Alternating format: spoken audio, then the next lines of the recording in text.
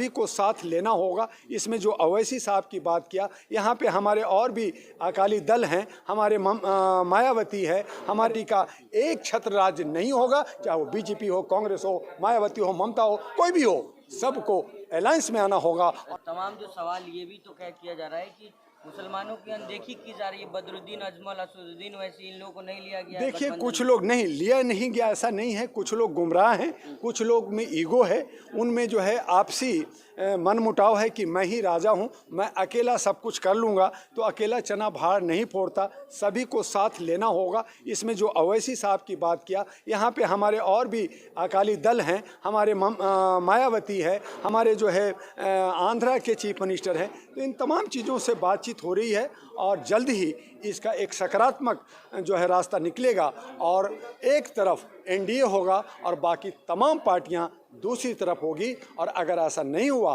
तो कहीं ना कहीं एनडीए और इंडिया दोनों को फिर जनता नकारेगी और तीसरी गठबंधन बनेगी। अब देखना है कि ऊँट किस करवट बैठता है, जनता किधर जाती है। लेकिन जो भी होगा बेहतर होगा, देश हित में होगा और लोकतंत्र को बचाना है, संविधान को बचाना है और इसके लिए जनता कमर कस चुकी है। अलायंस की बैठक हुई है, क्या निष्कर्ष क्या निकला है? आज इंडिया अलायंस की चौथी बैठक हुई है अशोका होटल में। यहाँ सकारात्मक बातें हुई। यहाँ पे 28 पार्टियों के सारे दिग्गज नेता थे। कुछ कारणों से कुछ हमारे लीडर नहीं थे, लेकिन वो भी सब की सहमति बनी है और सहमति बन करके थोड़ा सा सीट का आपसी तालमेल होनी है। और इसके अंदर कई और पार्टियाँ, जिसमें अहरा national party, all India human rights national party ANP भी शामिल हो रहा है।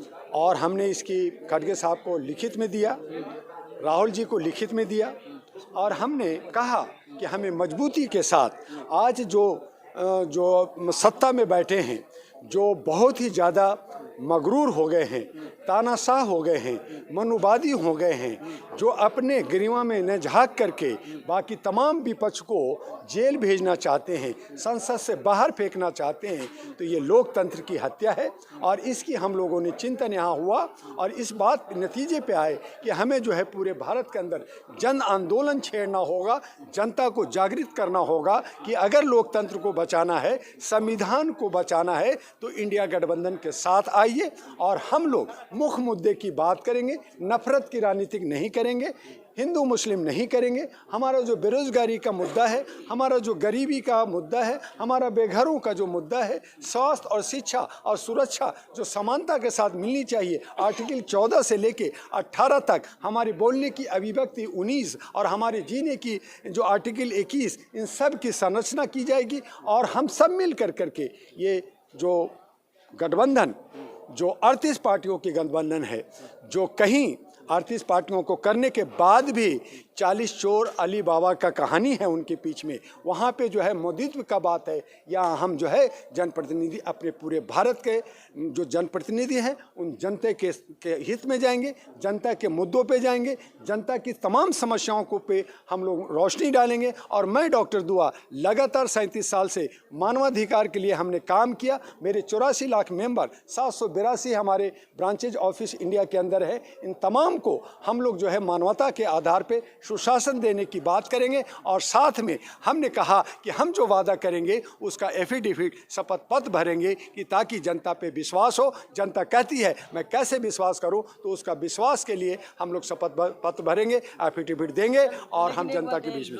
लेकिन जिस तरह से सांसदों को निष्कासन किया जा रहा है लगातार, उसको लेकर तमाम लोगों के बयान आ रहे हैं, कैसे देख रहे हैं? जर्नलिस्ट महोदय, सांसदों को इस तरह से विपक्ष को जो है तितिर बितिर करना, एक सांसद जो गलती किया है उसको बचाने के लिए उस पर किसी तरह का व्यक्तित्व न दे करके बाकी आप 151 सांसदों को निष्कासित करते हैं। उसी पार्लियामेंट के अंदर आपका विधुड़ी जो है कटुआ और आतंकवाद कहता है, तब आप उस पर एक्शन नहीं लेते तो आप अपने गरिमा में नहीं झांकेंगे और बाकी विपक्ष को आप जो है डरा के सहमा के। यही इंदिरा गांधी 1977 में इमरजेंसी ला करके उन्होंने कहा मेरी दादागिरी चलेगी, जो मैं कहूँगा वही होगा। तो हुआ क्या, एक बिहारी जयप्रकाश ने आकर के न सिर्फ इंदिरा गांधी को जेल भेजा बल्कि पार्टी को ख़त्म कर दिया। आज उसी पार्टी को उभरने में आज सांसें ले रहा है और उसी का गठबंधन गठबंधन बनाना पड़ रहा है, अलायंस बनाना पड़ रहा है, जबकि एक वक्त था जब कांग्रेस एक छत्र राज करता था और बीजेपी आज सोच रही है कि मैं एक छत्र राज करूंगा, तो ऐसा नहीं होगा। आज वो भी गठबंधन बना रही है, दूसरी तरफ गठबंधन बन रही है, तो अब कोई भी पार्टी का एक छत्र राज नहीं होगा, चाहे वो बीजेपी हो, कांग्रेस हो, मायावती हो, ममता हो, कोई भी हो, सबको अलायंस में आना होगा। और इसीलिए डॉक्टर दुआ आहरा नेशनल पार्टी एएनपी को लेकर के गठबंधन के साथ मिलकर के, हम भी अकेले लड़ सकते थे, हमारे भी पूरे भारत में लोग हैं, लेकिन उसके बावजूद हम चाहते हैं सबका सहयोग और सबका विकास। आप लोग जो है तीसरा फ्रंट बनाएं क्या? क्योंकि चर्चा ये है कि वैसी मायावती मिलकर तीसरा अगर होश में नहीं आए, अगर जो है नफरत की राजनीतिक होते रहा, अगर जात और पात की बात होते रहा, तो तीसरा गठबंधन बन सकती है। और उसके अंदर हम लोग जो है सुशासन की बात करने जा रहे हैं, हम लोग एफिडेविट अपने वादा का करने जा रहे हैं। जनता को रोजगार चाहिए, बेघरों को घर चाहिए, शिक्षा और स्वास्थ्य समानता की चाहिए, सिंगल विंडो सिस्टम चाहिए, सारे समस्याओं का हल चाहिए।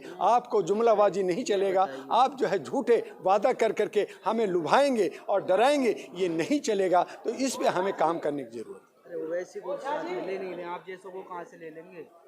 ओवैसी साहब अभी बीजेपी के भी टीम है। कैसे भी टीम है? आप उनके लिए काम नहीं, किसकी टीम है? मैं अभी किसी का टीम नहीं हूँ। मैं एक पार्टी, एक संगठन का राष्ट्रीय अध्यक्ष हूँ और मैं अलायंस की बात कर रहा हूँ। मैं एक रास्ता देने हूँ, दुआ का दुआ और दवा और इंजेक्शन और जो है सलाह की जरूरत है। मैं भी कभी अडानी का सलाहकार रहा, मैं भी बड़े बड़े लीडरों का सलाहकार रहा, लेकिन किस बात का? आप बीजेपी के लिए काम कर रहे हैं। मैं बीजेपी के लिए काम करता तो फिर मैं कांग्रेस के इंडिया गठबंधन के बैनर पे क्यों होता मेरे भाई? फिर मैं बीजेपी हूँ। गठबंधन, इंडिया गठबंधन की मीटिंग में आप थर्ड फ्रंट की बात करते हैं। नहीं, मैंने इसलिए, मैडम ने इसलिए कहा कि हमारे थर्ड फ्रंट में अगर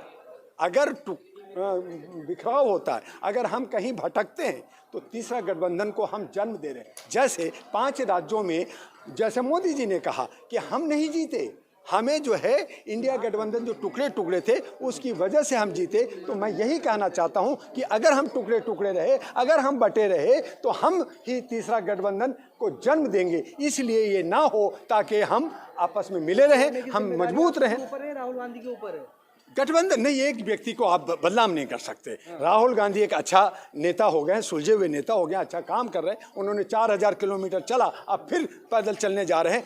21 को जो है केजरीवाल को अरेस्ट करने के लिए समन दे दिया गया है। तो ये सब तोड़ने की साजिश चल रही है। तब मैंने कहा कि हमें संभल करके, हमें मिल करके रहना होगा, एका बना के रहना होगा। जो कहानी वो सुनाया करते थे मंच से, उनको जब से ईडी में बुलाया है तब से वो स्टोरी सुनानी बंद कर भूल गए हैं वो कहानी को। देखिए, उन्होंने जो वादा किया, इसीलिए मैंने कहा कि अभी आप जो सवाल किया पहले कि तीसरा फ्रंट बन सकता है, क्योंकि हमारे इंडिया गठबंधन में कुछ कमियां हैं जिसको हमें सुधारने की, आपस में सुधारने की ज़रूरत है। कुछ लोग जो है जयचंद लोग हैं, कुछ गलत हैं, उनको बाहर करना होगा और तभी इंडिया गठबंधन हमारा मजबूत होगा। हमें मजबूत करना है। हमने कहा कि हमें ये रास्ता, मुसलमानों को क्या हक मिलेगा इंडिया गठबंधन में? मुसलमानों को पूरा हक मिलेगा। और इसीलिए कहा कि हमारे जो है जनगणना, राष्ट्रीय जनगणना होनी चाहिए और उस पे जिसका जिसका हक बनता है। जैसे बिहार के अंदर जनगणना हुआ, मुसलमान 17% है, 17% का उसको हिस्सा मिलेगा। इसी कुर्सी पर राहुल गांधी बैठे थे और यही मीटिंग हुई थी, यही प्रेस कॉन्फ्रेंस हुई और यहीं पर आप ओवैसी का समर्थन कर रहे हैं। मैं किसी का समर्थन नहीं कर रहा। मैं ये कह रहा हूं कि जो जनता के हित में, जो राष्ट्र के हित में काम करेगा वो सही है। ओवैसी साहब ने बीजेपी के लिए काम किया है, उन्होंने वोट काटा है, उनका भाई को स्पीकर बनाया गया है, वहां बीजेपी के बंदा को तेलंगाना में चीफ मिनिस्टर बनाया गया। मैं कैसे मान लूं?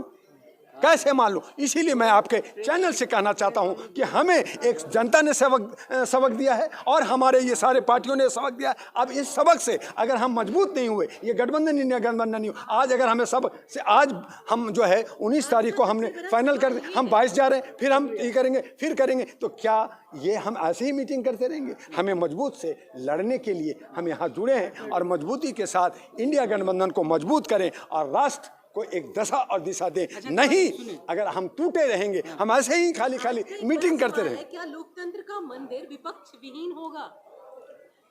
आप ही से, आपने हमारे सवालों का जवाब तो आप खुद दे कि लोकतंत्र के अंदर जहां पे एक सांसद को उस पे एक्शन लेना चाहिए था, उन पे सवाल करना चाहिए था, देश के प्रधानमंत्री और गृह मंत्री को बोलना चाहिए था, उनके मुंह पे टेप लगा हुआ है और वो एक सांसद को बचाने के लिए 151 को निष्कासित करना, ये कहां का न्याय है, कहां का लोकतंत्र है।